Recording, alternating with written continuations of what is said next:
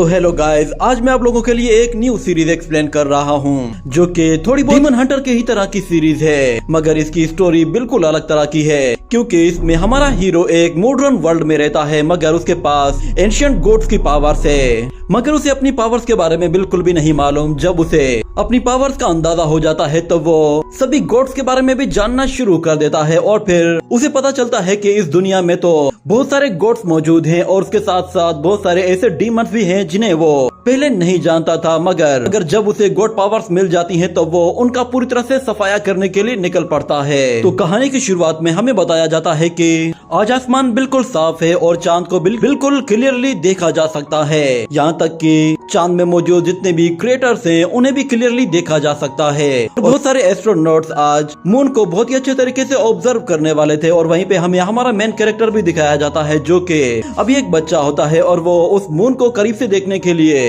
छत पर आ जाता है। मगर जब वो मून को करीब से देखता है तो इतने में अचानक उसे कुछ अजीब सी चीज दिखाई देती है। उसके सामने एक पावरफुल गॉड होता है जो कि उसके बिल्कुल सामने होता है। उसे देखकर वो बिल्कुल हैरान सा रह जाता है क्योंकि वो गॉड आहिस्ता आहिस्ता अपनी आंखें खोलने लगा था, जिसकी वजह से उस बच्चे की आंखें भी जलने लगी थी। उसे अपनी आंखों में बहुत ज्यादा तकलीफ महसूस होती है, जिसकी वजह से अपनी आंखों पर एक काली पट्टी बांधनी पड़ जाती है और वो हमेशा उस पट्टी को बांध कर ही चलता फिरता है।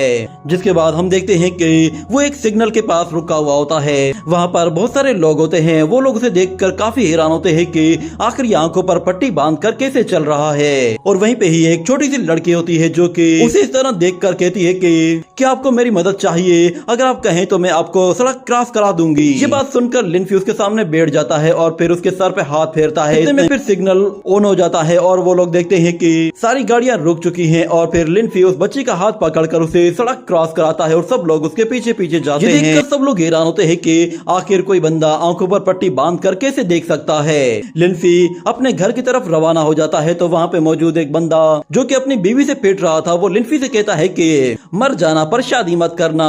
और वहाँ पे हमें दो लड़कियों को दिखाया जाता है जो कि लिनफी की खूबसूरती की दीवानी हो जाती हैं और वहाँ पे मौजूद एक शॉपकीपर उन्हें बताता है कि इस लड़के ने अपना सर कहीं पे दे मारा है, जिसकी वजह से अब इसे कुछ दिखाई नहीं देता। ये सुनकर एक लड़की पीछे भागते हुए जाती है और जाकर उसकी 2-4 फोटोज ले लेती है। इसके बाद हम देखते हैं कि लिनफी एक बास्केटबॉल ग्राउंड के पास से गुजर रहा होता है कि इतने में अचानक वो बास्केटबॉल उसके सामने आ रही होती है तो लिनफी फौरन से रुक जाता है, जिसकी वजह से वो बॉल उसे नहीं लगती। और फिर वहाँ पे एक लड़का आता है और उस बॉल को उठाकर वहाँ से चला जाता है। ऐसा लग रहा था कि जैसे वो लोग उसे जानबूझकर उस बॉल से मारना चाहते थे। इसी तरह फिर आहिस्ता आहिस्ता वो अपने घर की तरफ जाना शुरू करता है तो रास्ते में उसे बहुत सारे लोग देखते हैं। उनमें से कुछ लोग तो उसकी इस हालत पर उस पर तरस खाते हैं कि इस बेचारे के साथ बहुत बुरा हुआ, मगर कुछ लोग उसका मजाक उड़ाते हैं और कुछ लोग उसे बुरा भला कहकर वहाँ से निकल जाते हैं। मगर जब लिनफी अपने घर के पास पहुँचता है तो वहाँ पे उसे एक छोटी सी बिल्ली दिखाई देती है तो वो उसके साथ बैठ जाता है। मगर वहीं पे ही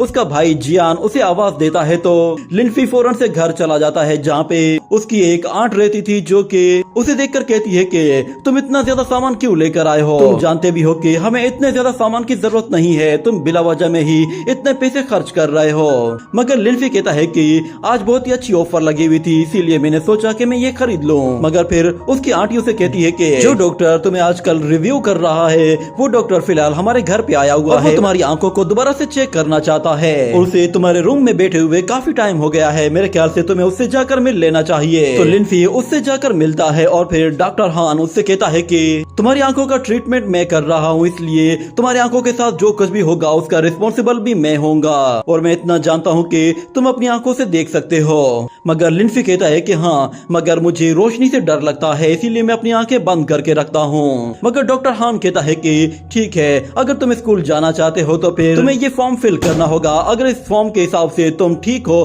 तो फिर तुम स्कूल ज्वाइन कर सकते हो। ये कहने के बाद वो अपना पहला सवाल उससे पूछता है और कहता है कि मुझे बताओ, क्या तुम्हें ऐसा फील हो रहा है कि शायद तुम्हारी कोई मेमोरी लॉस हो गई है या फिर कोई ऐसी मेमोरी है जो कि तुम्हें बार बार याद आती है? और मुझे अपनी नींद के बारे में बताओ, क्या तुम्हें अच्छी नींद आती है या फिर तुम बार बार नींद से उठ जाते हो? और क्या तुम्हें कभी कभार सर में दर्द भी होता है? तो ये सारे सवाल सुनने के बाद लिनफी कहता है कि मैंने उस दुनिया को ऑब्जर्व किया है जो कि आज तक शायद किसी ने नहीं देखी होगी।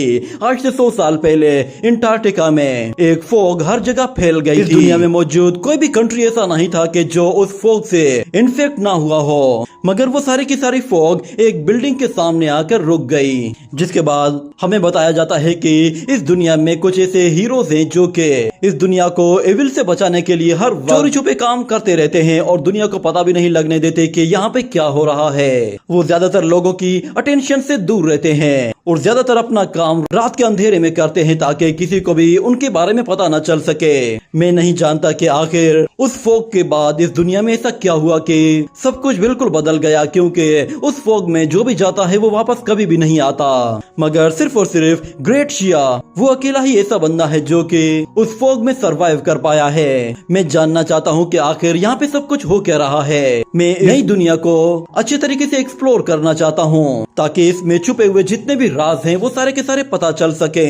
यही वजह है कि मैं इतने लंबे टाइम से अंधा होने का दिखावा कर रहा हूँ, मगर मेरे इस बिहेवियर की वजह से मुझे बहुत ज्यादा टॉर्चर किया गया, यहाँ तक कि मुझे बहुत सारी मेंटल डिजीज का भी सामना करना पड़ा है। इस दुनिया में सिर्फ और सिर्फ झूठ का ही राज चलता है। यहाँ पे अगर आप झूठ बोलते हैं तो आप सबसे अच्छे हैं, और अगर आपने यहाँ पे किसी के सामने सच बोल दिया तो फिर आप उनके दुश्मन बन जाएंगे। ये कहने के बाद हम लोग दोबारा से डॉक्टर हान को देखते हैं। वो लिन्फी से कहता है कि तुमने कहा था कि तुमने एक 6 विंग एंजल को देखा था। तो लिन्फी कहता है कि हाँ, उसके 6 विंग्स थे और वो बहुत बड़ा था। ये सुनकर वो डॉक्टर कहता है कि क्या तुम अभी भी गॉड्स पर बिलीव करते हो कि वो एग्जिस्ट करते हैं। ये बात कहते हुए वो थोड़ा सा सीरियस हो जाता है, मगर फिर दूसरी तरफ लिन्फी कहता है कि नहीं, मैं गॉड्स पर बिलीव नहीं करता, वो बस मेरी नजर का एक धोखा था जो कि बचपन में मैंने देखा था, और अक्सर बच्चे ऐसी चीजें देख लेते हैं, मगर ये सिर्फ और सिर्फ नजर का धोखा होता है। ये बात सुनते ही वो डॉक्टर कहता है कि ठीक है, तुम नॉर्मल लग रहे हो, मगर अभी भी एक सवाल रहता है, मुझे बताओ कि क्या तुम इस बात पर बिलीव करते हो कि इस दुनिया में बहुत सारे मिथिकल क्रीचर्स भी रहते हैं जो कि बहुत ही खूंखार मॉन्स्टर्स की तरह दिखते हैं। तो फिर लिन्फी कहता है कि जब से वो फॉग फैली थी उसके बाद से हमें ऐसी न्यूज मिली थी कि लोगों ने कुछ मॉन्स्टर्स को देखा है, मगर ये बात बाद में क्लियर हो गई थी कि ऐसा कोई भी मॉन्स्टर इस दुनिया में मौजूद नहीं है, वो सब कुछ झूठ था, क्योंकि मॉन्स्टर्स का तो कोई एविडेंस ही मौजूद नहीं। और फिर हमें एक जगह एक टनल के अंदर एक मॉन्स्टर को दिखाया जाता है जो कि वहाँ पे मौजूद एक वर्कर पर हमला करके उसे मारने की कोशिश करता है, मगर अचानक वहाँ पर एक सोड आती है जो कि उस डीमन का काम तमाम कर देती है। और फिर हमें वहाँ पर एक और लड़की को दिखाया जाता है जिसके पास एक फायर स्पीयर होता है। वो अपने उस फायर स्पीयर की मदद से एक एक करके उन मॉन्स्टर्स का काम तमाम करना शुरू कर देती है, और कुछ ही देर के अंदर उसने तकरीबन 2-4 मॉन्स्टर्स को टपका दिया था। फिर वो लड़की अपने बाकी साथियों को इन्फॉर्मेशन भेजती है और कहती है कि मुझे रोड के पास एक टनल दिखाई दी है जहाँ पे कुछ मॉन्स्टर्स हैं। तो हम लोग उसके उन साथियों को देखते हैं, वो लोग भी अपनी कुछ सुपर पावर्स का इस्तेमाल करते हैं जिनकी मदद से वो लोग डीमंस का पता लगाते हैं कि वो लोग किस जगह मौजूद हैं। जब उन लोगों को मॉन्स्टर का ठिकाने का पता चल जाता है तो वो लोग फौरन से अपनी सोर्स बाहर निकालते हैं, और दूसरी तरफ वो मॉन्स्टर्स जब उन दोनों को वहाँ पर देखते हैं तो वो उन पर एक साथ टूट पड़ते हैं, मगर वो दोनों ही वॉरियर्स काफी ज्यादा स्किलफुल होते हैं और स्वॉर्ड मार्शल आर्ट टेक्निक्स भी लाजवाब होती हैं। वो अपने स्वॉर्ड स्किल्स के दम पर ही मॉन्स्टर्स से दूरी बनाते हुए उनका काम तमाम करना शुरू कर देते हैं और बहुत ही फास्ट स्पीड के साथ एक एक करके उनका काम भी तमाम कर देते हैं। और वहीं पे हमें एक और लड़की को भी दिखाया जाता है जो कि आते साथ ही अपनी स्वॉर्ड पावर की मदद से 2 मॉन्स्टर्स को एक ही झटके में खत्म कर देती है, मगर फिर उसे आवाज सुनाई देती है जो कि उससे कहती है कि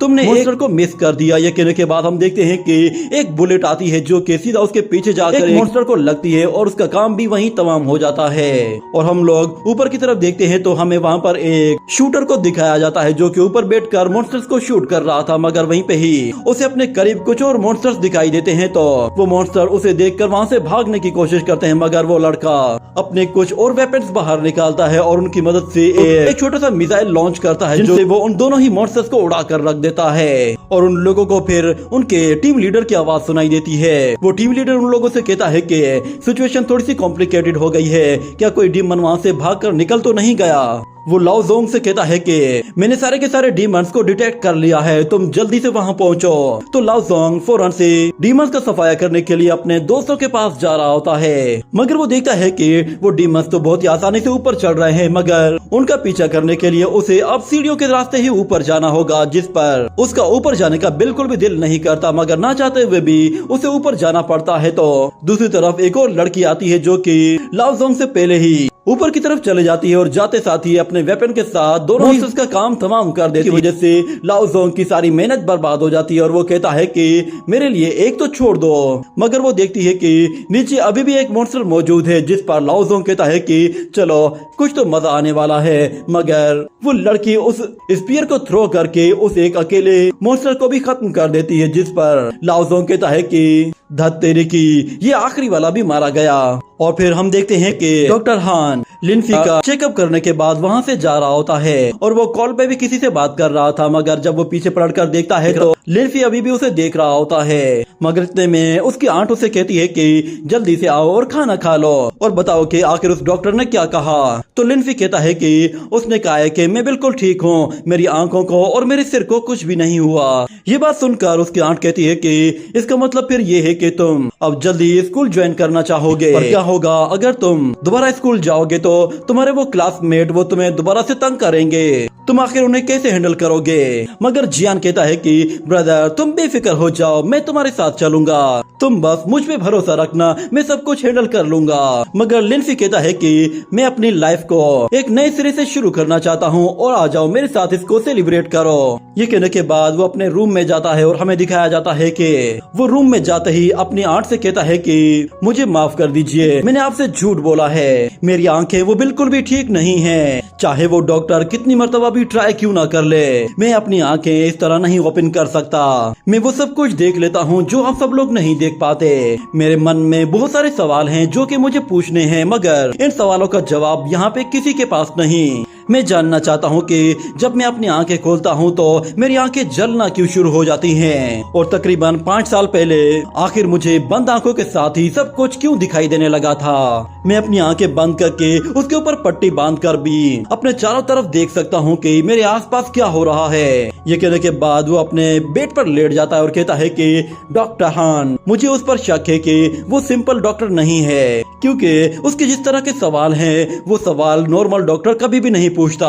मैं जानना चाहता हूँ कि आखिर पिछले 5 साल से मुझे एक तरह का ही सपना क्यों आ रहा है। ये कहने के बाद हम उसकी आंखों को देखते हैं जो कि चमक रही होती है, और वो कहता है कि मैं अपने सपनों में हमेशा एक ऐसी फोग वाली जगह को देखता हूँ जहाँ पर बहुत सारे मिस्टीरियस क्रीचर्स मौजूद हैं और ये फोग कभी भी खत्म नहीं होती, और वहाँ पर एक ऐसी बिल्डिंग भी मौजूद है कि जिसके बाहर एक नॉकिंग लॉक लगा हुआ है और उस बिल्डिंग के सामने लिखा हुआ है अजाइलम ऑफ गॉड, यानी कि इसे मेंशन ऑफ गॉड्स भी कहा जा सकता है। ये पढ़ने के बाद लिनफी कहता है कि क्या वाकई में यहाँ पे कोई गॉड रहता है। ये कहने के बाद वो अपना हाथ आगे बढ़ाता है तो वहाँ पर नॉकिंग लॉक अपीयर हो जाता है, और लिनफी कहता है पिछले 5 साल से मैं सिर्फ यही सपना देख रहा हूँ कि मैं इस नॉकिंग लॉक के पास आता हूँ और इसे बजाने की कोशिश कर रहा हूँ, मगर अभी तक मैं इसे नहीं बजा पाया।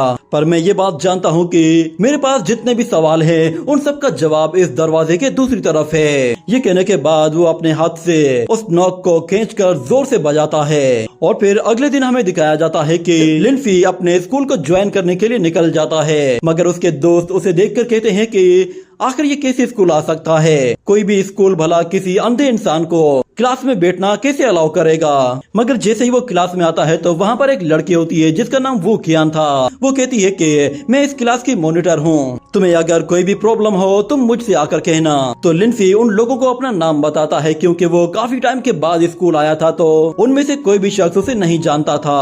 और फिर वहाँ पर एक लड़का ली युआन होता है जो कि लिनफी से कहता है कि क्या तुम मुझे जानते हो, असल में तुम्हारी आंट ने मुझे कहा था कि मैं क्लास में तुम्हारा ख्याल रखूं। उन्होंने ये भी कहा था कि तुम देख नहीं सकते इसलिए तुम्हें हर जगह हेल्प की जरूरत पड़ती है। तो लिनफी अपनी आंट से कहता है कि मैं आपकी खातिर अपनी जी जान लगाकर मेहनत करूंगा और पता लगाने की कोशिश करूंगा कि आखिर मेरे साथ ये सब कुछ क्या हो रहा है, और फिर उसके बाद आपने मेरे लिए जो कुछ भी किया है मैं उस सब का हिसाब दूंगा।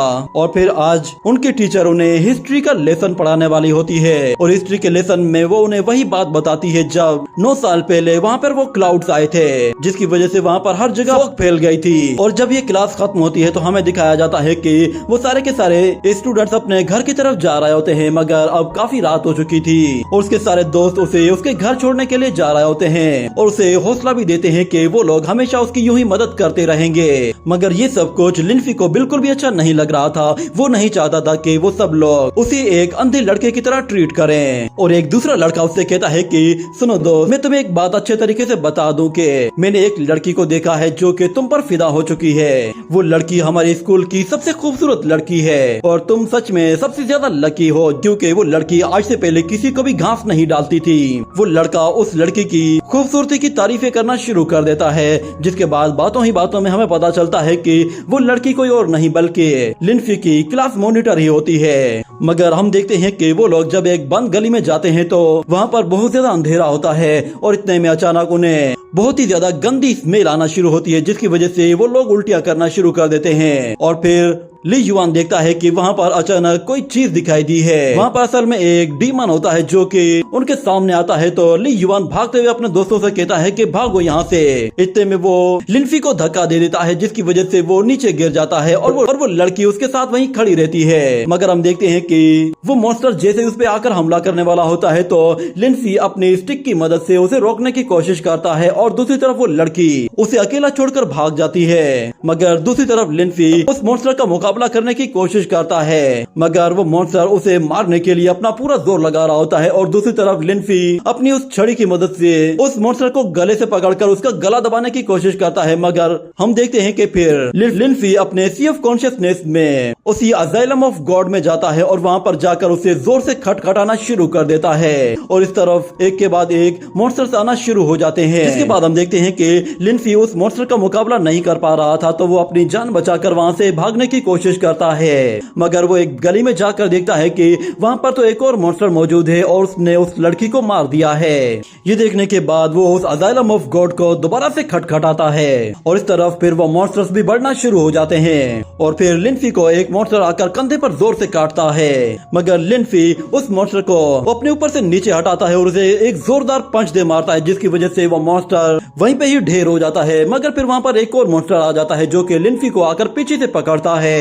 तो लिनफी अपनी पावर्स का इस्तेमाल करते हुए उस मॉन्स्टर को भी पीछे पुश करने की कोशिश करता है, मगर फिर एक के बाद एक मॉन्स्टर आना शुरू हो जाते हैं। वो सारे के सारे मॉन्स्टर उसे आकर पूरी तरह से कवर कर लेते हैं और उसे काटने की कोशिश करते हैं। और हम देखते हैं कि अचानक से वो अजाइलम ऑफ गॉड खुलना शुरू होता है, तो हम लोग मून के ऊपर एक शख्स को देखते हैं जो कि मून पे बैठ के अर्थ की तरफ देख रहा होता है। और इस तरफ अचानक से लिनफी की पावर्स एक्टिवेट हो जाती हैं और उसकी बॉडी से एक बहुत ही पावरफुल एनर्जी रिलीज होती है और उसकी आंखों से निकलने वाली एनर्जी बीम सीधा ऊपर आसमान तक जा पहुंचती हैं। उनका टेम्परेचर इतना ज्यादा होता है कि आसपास के शीशे तक पिघल जाते हैं। और फिर हम लोग वहाँ पर जाओ को देखते हैं, वो भी ये सारी सिचुएशन देखता है तो उसे भी पता चल जाता है कि यहाँ पे कुछ खतरा है और उनका लीडर उन्हें बताता है कि यहाँ पर कोई गॉड पावर एक्टिवेट हुई है, मगर ये अभी भी अपनी गॉड लिमिट पे नहीं पहुंचा। और फिर दूसरी तरफ हमें दिखाया जाता है कि लिनफी के चारों तरफ एक फॉर्मेशन एक्टिवेट हो जाती है और 2 जाइंट हैंड लिनफी के चारों तरफ आ जाते हैं। और फिर हमें उसके पीछे 2 जाइंट आइज दिखाया जाता है जो कि असल में माइकल गॉड की आइज होती हैं। और हमें बताया जाता है कि हमारे मेन हीरो के पास भी किंग ऑफ एंजल की ही पावर है। और दूसरी तरफ लिनफी जैसे ही अपनी आंखें खोलता है तो उसे दिखाई देता है कि वो अपने आप को क्लियरली देख पा रहा है और उसे कोई भी दर्द नहीं हो रहा। इतने में अचानक उसकी आंखों का कलर बिल्कुल चेंज हो जाता है और वो अपने सी ऑफ कॉन्शियसनेस में देखता है कि अजाइलम ऑफ गॉड खुल चुका है और उसके सामने एक स्कूल जैसी ही कोई जगह है और उसमें बहुत सारे रूम्स बने हुए हैं। वो रूम्स असल में लिनफी के कल्टीवेशन लेवल्स होते हैं। और फिर जब वो अपनी आंखें खोलता है तो वो देखता है कि उसके सामने एक मॉन्स्टर आ रहा है और वो जैसे उस पे हमला करता है तो लिनफी क्लियरली उसे देख पा रहा था। वो बहुत ही आसानी के साथ उसे डॉज करता है और फिर हल्का सा पंच दे मारता है, जिसकी वजह से वो मॉन्स्टर दूर एक दीवार से जा टकराता है।